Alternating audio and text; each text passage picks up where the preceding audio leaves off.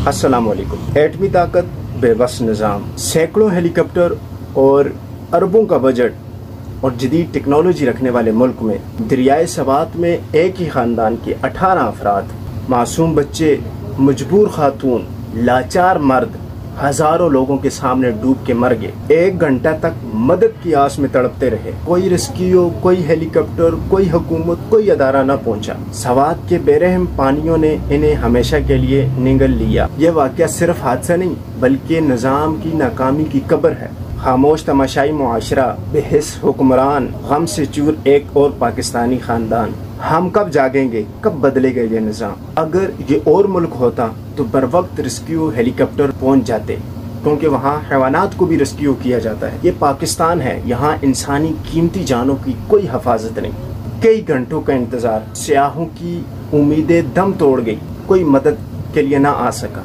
सोचने की बात है, एटमी मुल्क में सैकड़ों हेलीकॉप्टरों की मौजूदगी में दरियाए सवात में एक ही खानदान के 18 अफराद डूब गए। यहाँ हमारी इतनी अहमियत है। काश ये लम्हा ख्वाब होता, न हाथ बढ़ा सके न बचा सके। हम देखते रहे और पानी अपनों को निगलता गया।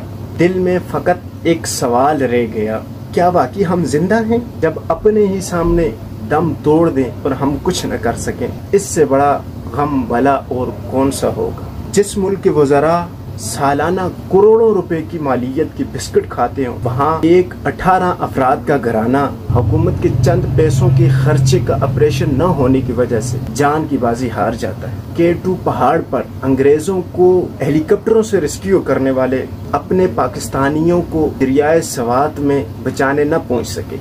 ये सोचने का मुकाम है कि हमारे पाकिस्तान में हम सोशल मीडिया भरी पड़ी है कि 18 अफराद, कोई लिख रहा है 13, कोई लिख रहा है 15, कोई लिख रहा है 18, लेकिन 18 अफराद का मुझे सुनने में आया, 18 अफराद का जो है ना वो उसको कोई बचाने के लिए नहीं पहुंच सका।